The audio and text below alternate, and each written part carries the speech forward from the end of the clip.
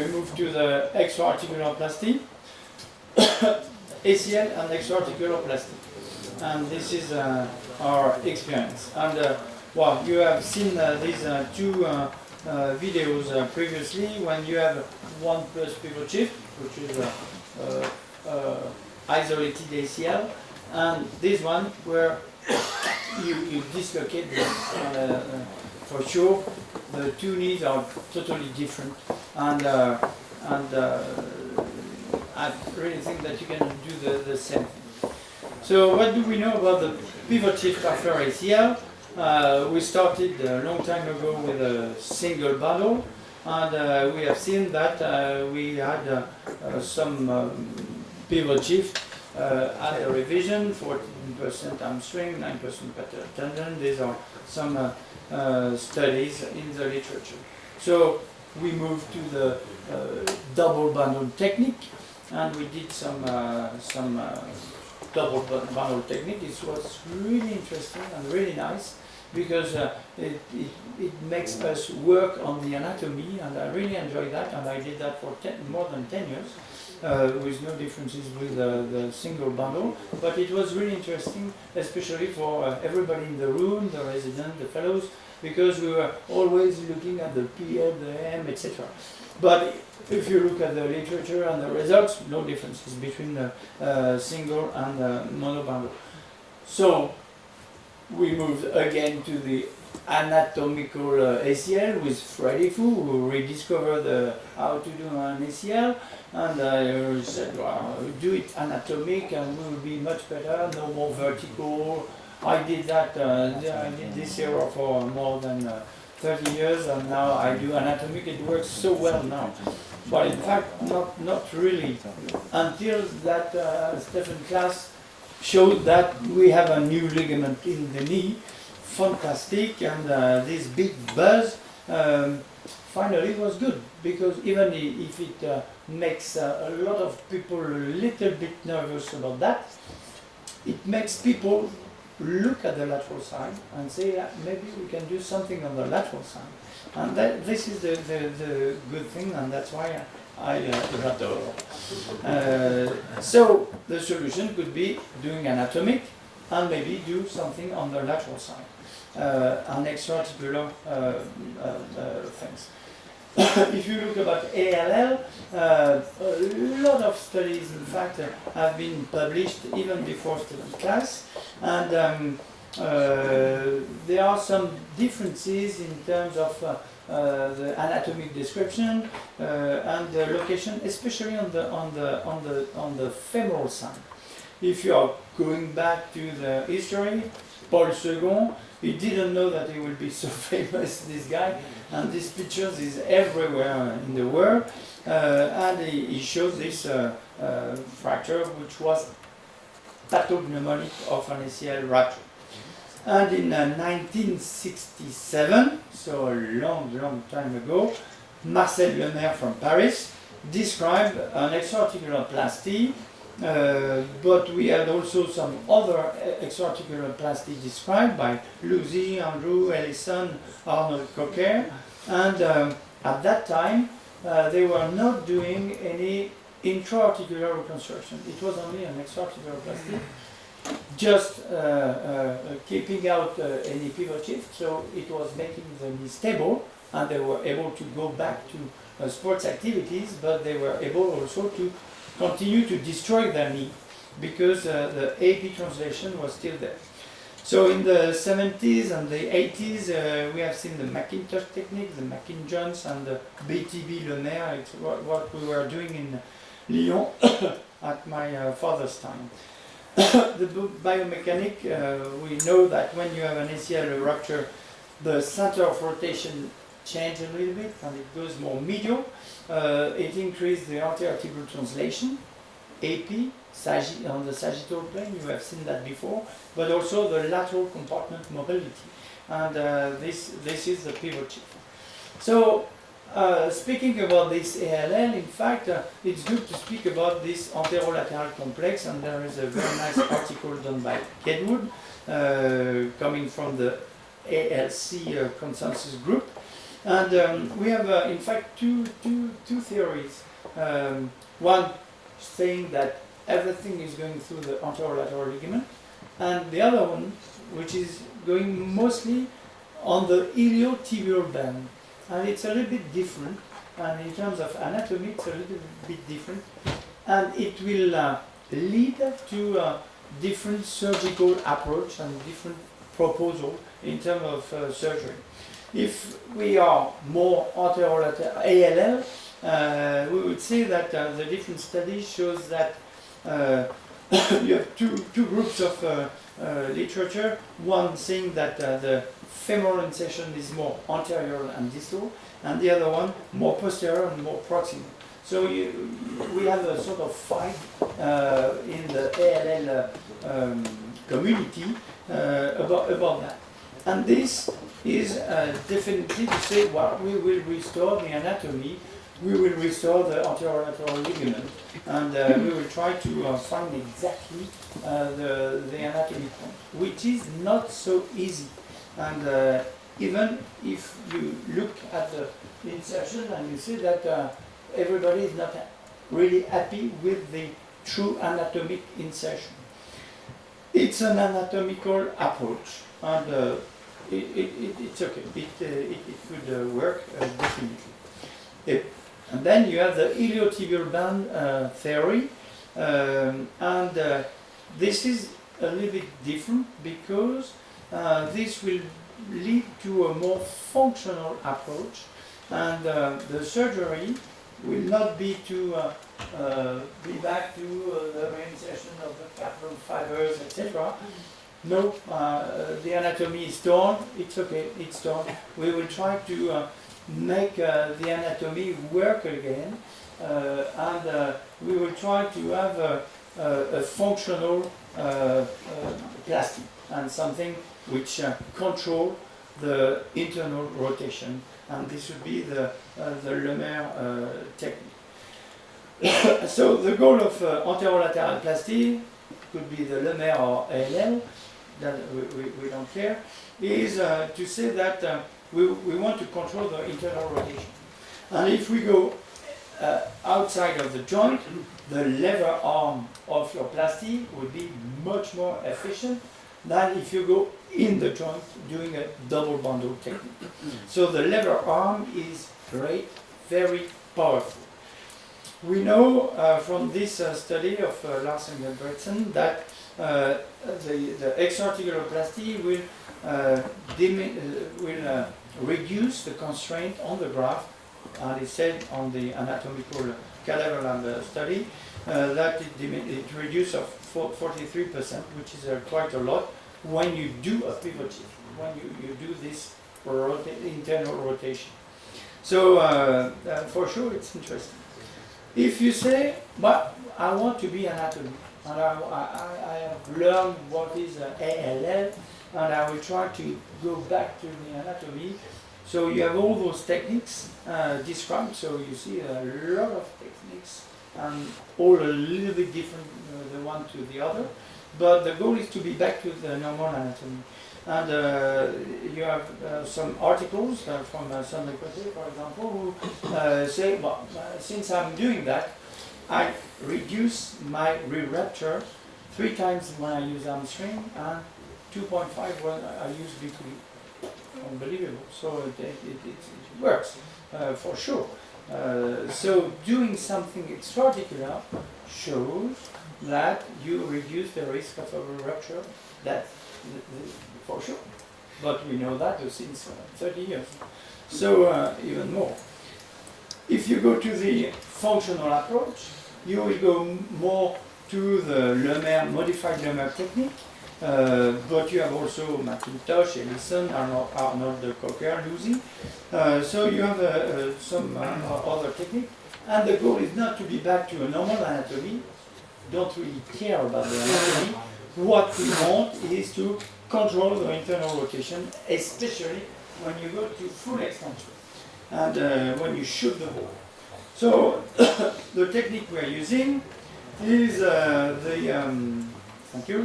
is the Lumiere technique.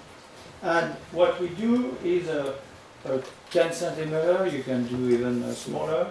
You take a strip of fascia lata. Fascia lata is so strong, very strong, much more stronger than a small grass leaf that you can put on your hair. You take a 9 centimeter length of fascia lata, you leave that attached on the jelly, and you stitch the extremity 1 centimeter width. And then you have to find the LCL. And I think that this is what scared most of the people.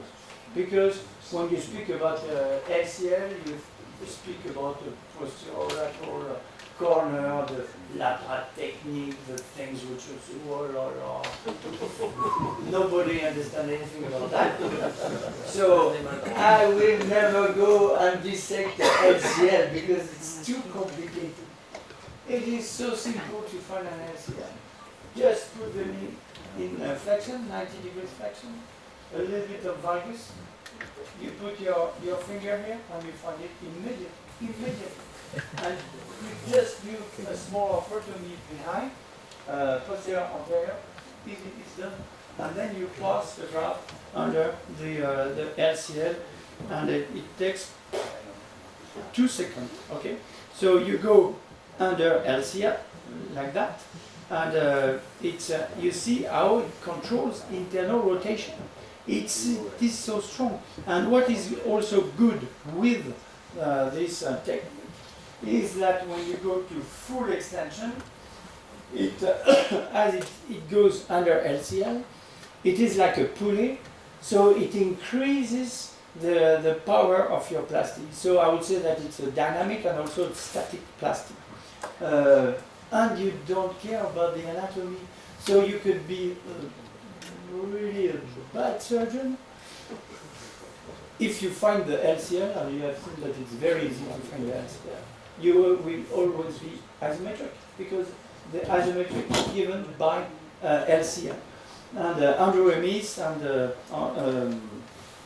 and Andy Williams did some nice studies showing that the tunnel you will do that could be here, here, here, here. We don't care, because it goes under LCL. So LCL gives you the anatomy.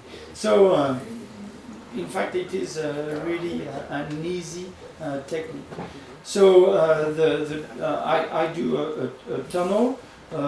Sometimes it fits with the tunnel I did for my ACL. I go in the same tunnel in another direction, of course. And I put a screw, but you can put a staple or whatever. We don't care, but something strong. What is important is to fix the graft in neutral rotation, and this is the key. And you can pull the graft to the maximum at 70 degrees flexion, which is the position I do my surgery. You don't care about the isometric and the over-tensioning. You will never over-tense anything. So this is, in fact, a very simple technique, and demystify the LCL finding, because it's so easy to find an LCL, no damage. So the extra-articular plasty and the Lumiere, modified Lumiere, is good if you go under LCL. If you are not going under LCL, this is it works, but it's not as efficient as if you go under LCL. So it's definitely not anatomical, but it is definitely functional. And I will tell you that as I'm doing quite a lot of patellofemoral surgery, as I'm doing some MPFL. At the beginning, I was trying to find my MPFL, touching my epicondyle. I am the best surgeon of the world of the patellofemoral joint. I say, this is here. I put my key wire. I test the isometry like that. It's a little bit too intense. I move my key wire, anterior, posterior, ta. With the visitors, it's beautiful. And then you do the X-ray after surgery. You see, well, Stefano did the surgery. No, Paolo. At that time it was Paolo. It's not me. Impossible. And MPFL is really easy to find because you have the epicondyle. So if you do ALL and you palpate the ALL position 3 mm, 5 mm, I don't believe that you can be reading anatomic. So except if you use fluoroscopy. So I prefer to be functional and not anatomical. So the isometry is given by the LCL. The pulley effect is so important, and you will never over-constrain your knee in doing that surgery. So why the Lumiere technique has a bad reputation? It has a bad reputation because at the time of Lumiere, it was fixed in external rotation. And at that time, they were not doing any ACL graft, so they were not touching intra-articular, so the AP translation was still there. At that time, the meniscus was nearly removed all the time. It was nearly like a rule. We saved the meniscus, but at that time we were killing the meniscus. And for sure, it was increasing the constraint on the medial condyle. And it is exactly all the pictures we can have from the isolated Lumiere. People were so happy with the surgery, but they all end up with this medial arthritis, with this anterolateral translation, fixed anterolateral translation, because you have no more ACL and no more meniscus. So this is why the Lumiere has a bad reputation. And now, of course, we change everything, because we still do the Lumiere, but we fix it in neutral rotation, we save the meniscus, and we do an ACL in the knee. So you have no more problem on the medial side. So this is the big difference, and this is why Lumiere plasty has that bad reputation in most of the people. If you go through the literature, you will see that we have quite a lot of articles showing that it decreased the pivot shift, and it has a much better control in internal rotation. But what is interesting is the world is changing, because at the time of Lumiere, or 10 years before, or 15 years before, we were not doing many publications. So when the new technique was coming up, we had no big companies behind to push this or this or this, and people were not publishing too much. So in fact, we don't have so much publication about Lumiere, but we have a lot of publication about ALL because it's new and it's a new world. So this is something we have to look at definitely. So long-term results. These are my father's patients. 25 years follow-up, published in AGSM. No lateral arthritis means that you have no over-constraint on the lateral compartment. If you go to Italy with Stefano, you will see that he has exactly the same results with the Marcacci technique, and it works so well. This systematic review done by Julian Feller showed that those techniques do not increase the rate of arthritis, very low incidence of osteoarthritis, and what is the most important, of course, is the meniscus. It's not the extra-articular plasty. So that's very interesting. So here again, these two pictures to show that 5 or 18 millimeters, you cannot do the same thing, and definitely on the right side, you should add something, and the good thing to add is a modified Lumiere or ALL technique, whatever, the one you know it very well, and it will be good. What are my indications for that? It's all the patients under 80. We do more and more patients under 80 because they have a high risk of pre-rupture. High pivot shift, triples or explosive.